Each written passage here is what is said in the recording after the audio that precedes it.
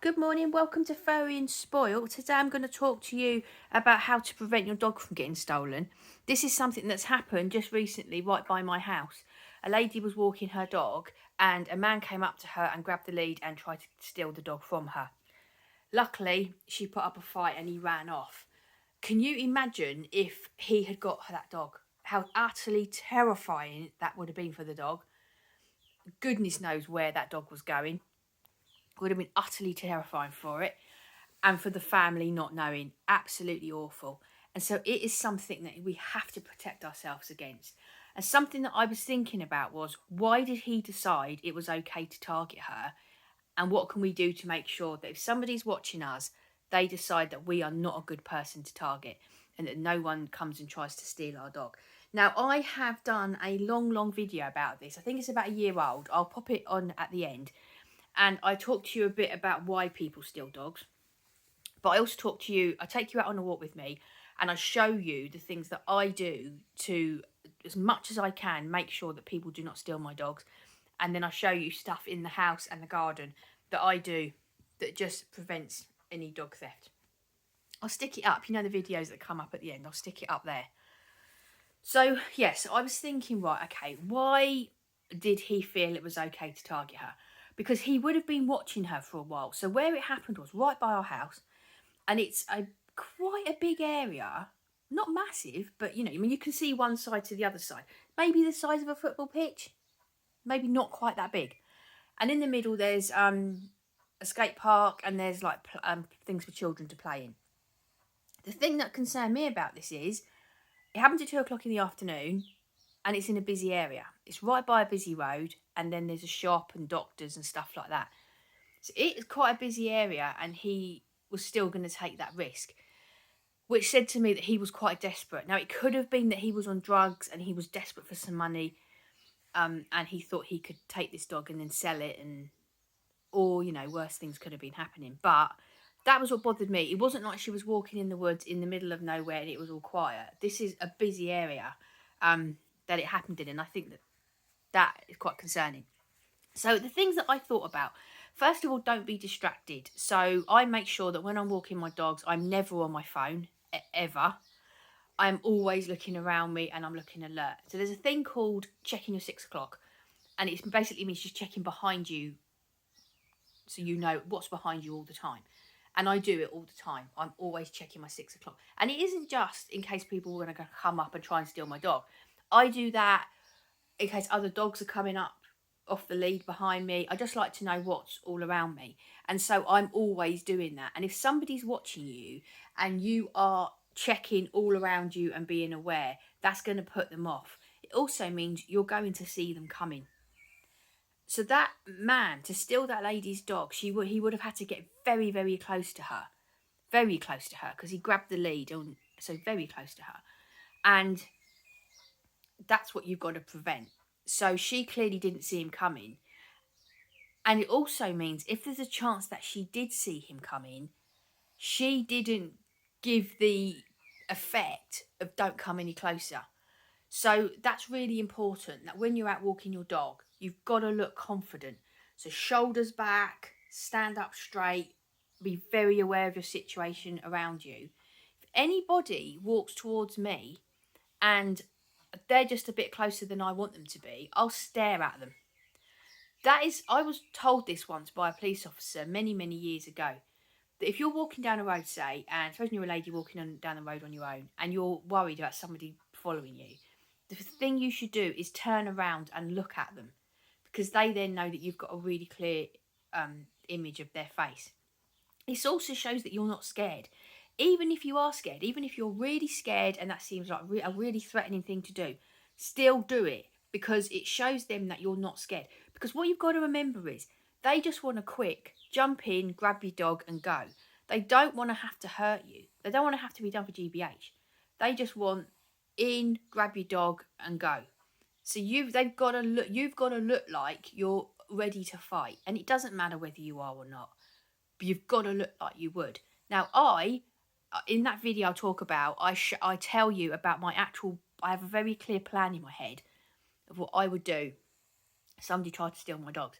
It's worth watching because you might just pick up a tip that, and a lot of thought went. This is years and years and years of thought, and living it, and not anyone trying to steal my dog. No one's ever tried to steal my dog, but it's just I've put so much thought into it, and it's worth watching because it might just help you out. Then, if anything, just might prevent, because this is not about somebody trying to steal your dog and then you having to deal with it. This is about someone looking at you and thinking, nah, I'm not stealing her dog. And that's what I always think. I always think I want people to, if some bloke was looking for a dog to steal, I would think he would look at me and think, nah, she looks crazy. I'm not stealing her dog. She will kick up a fight. Because that's not what they want. They don't want to hurt you. That's not what they want, because then it goes to court and then it's a whole different ballgame. Unfortunately, the law, if you steal someone's dog, is hardly anything. There's hardly any punishment. It really, no big deal. But you hurt someone, you're talking about GBH, that's a whole different ballgame. And they're not going to want to go down that route.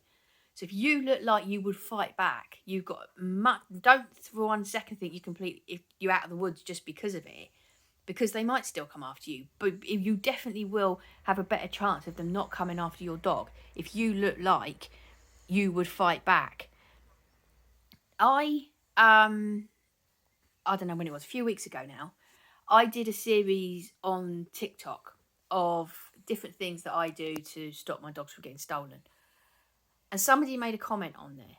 And what I've realised with all my different social media and YouTube channel is, if one person makes a comment about something that surprises me, it's generally quite a good reflection of what a large amount of people think. So I got this comment, and it was about, somebody said, I never really think about somebody stealing a dog. Why would you steal a dog when you can just go to the rescue centre and get one? So I did ask around, did some questions, asked people, did some research. And yeah, some people have absolutely no idea about dogs being stolen and why they're being stolen.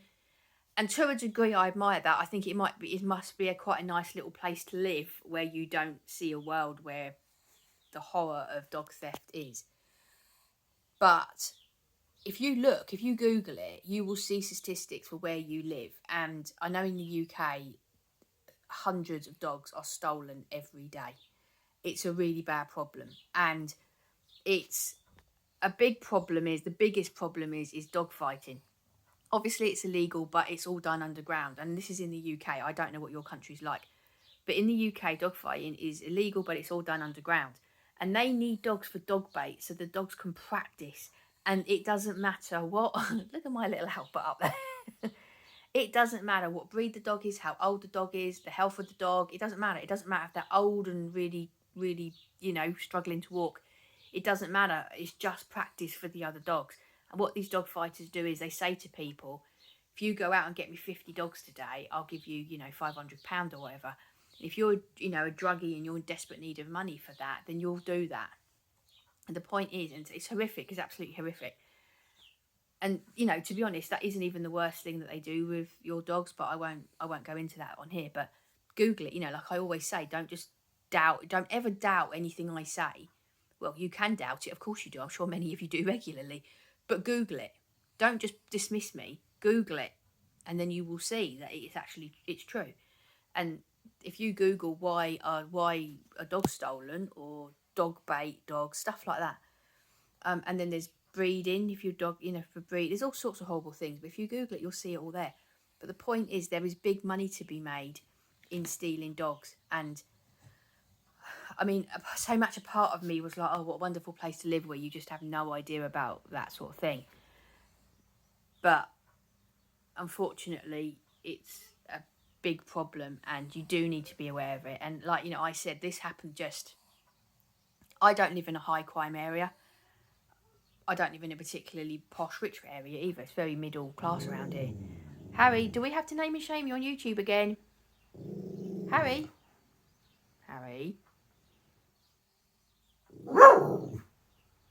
It's clearly not that important, or else you would have got off the sofa, wouldn't you, to bark at it?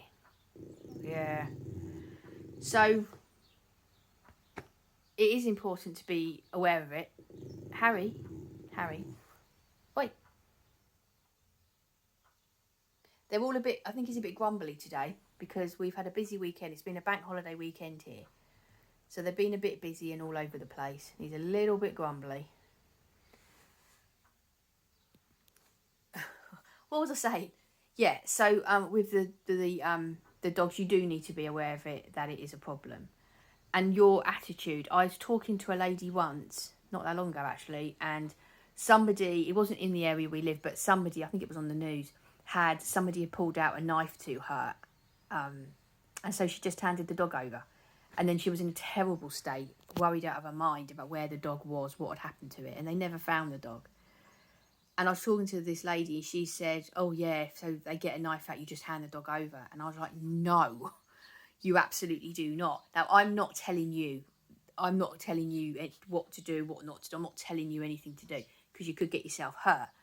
I know personally, you could get a knife out of me and I would not hand my dogs over. You would be very sorry you ever tried to attack me. I can tell you that now for sure. I know that. I know the anger would rise in me, and the people that tried to steal my dog would be very, very, very, very sorry that they did. But we're not all made like me. You know, as I've often said in videos, I'm a short redhead with an attitude problem. And I know that, and thankfully, not everybody in this world is made like me. We would have a very odd world. But the point is that I know I would fight back. But you've got to look, even if you are of a more placid nature, you've got to look like you would fight back. Even if you know that if somebody came up to steal your dog, you would hand it over. You wouldn't have the guts to fight. Although I have to say, I question that. I think if somebody is coming to take your dog, I think what you would find inside you would be quite extraordinary.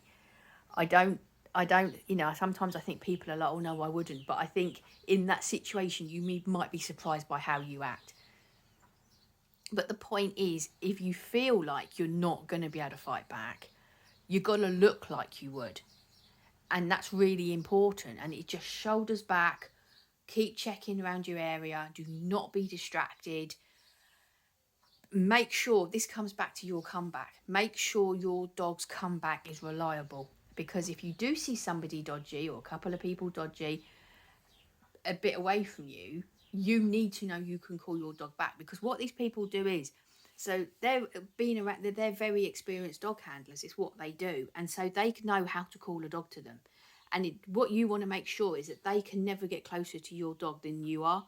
So what happens a lot is when dogs are stolen is that the thieves, they call the dog to them. The dog goes to them, and they'll have a van nearby, and the dog's in the van and gone, and that's the end of that. You never see him again. So you've got to make sure that if you're in a situation where you see people that you're not happy about, you can call your dog in. Ideally, and I think this is a really tough one, don't call them in with their name, because then they know the dog's name. But that's not always easy, because that's how we train our dogs, isn't it? To come when called to their name. But if you cannot, then it would be better. But I know that that's not always easy. And the other thing is to be aware of is they do a distraction technique. So, and I've often thought if I was going to get caught out with anything, this would be the way I could get caught out. So one person comes up, and sometimes it's like a little old lady they use. Don't think it's always men in hoodies that do this stuff. They make they're much more successful if they use ladies, because we don't suspect them as much. And so one of the things that they do is they'll have like a lady come up to you and ask you for directions, or she might pretend to not feel very well, something like that. You're distracted while you're dealing with that. There's two men nicking your dogs and chucking them into vans and doing goodness knows what with them. So you just have to be aware of your situation and really be aware of distraction techniques. I think that is the one where it's probably the trickiest. Just really be aware of it. It's not a nice subject. It's a horrible subject, and it's something that I'm just aware of. I have things in place. I make sure that on my walks, like I said, but I just get on and enjoy my dogs. When I first came, it's probably about 10 years ago that I really understood the full depth of how awful dog theft was. And I'll be honest, it really ruined dog ownership for me for quite a while, because I was so worried about them getting stolen. But I just had to pull myself together, get on with it, get a plan put in place that I trusted, and I do. I trust all the measures that I have in place, and then I can just get on and enjoy my dogs. So anyway, so it's a horrible subject. Watch the video, get it in your head, maybe put things in place, and then get on with your life and enjoy your dogs. So the video will be coming up any minute now, any second now, and then watch that and then just move on with your life. Don't get too stuck on it. As always, if there's anything you do that you think prevents your dogs from getting stolen, please put it into comments, because we can all help each other and learn from it. And as always, I'm on all the social medias. So thank you very much for watching. I hope you have a lovely day, and we will see you in the next video. Bye bye.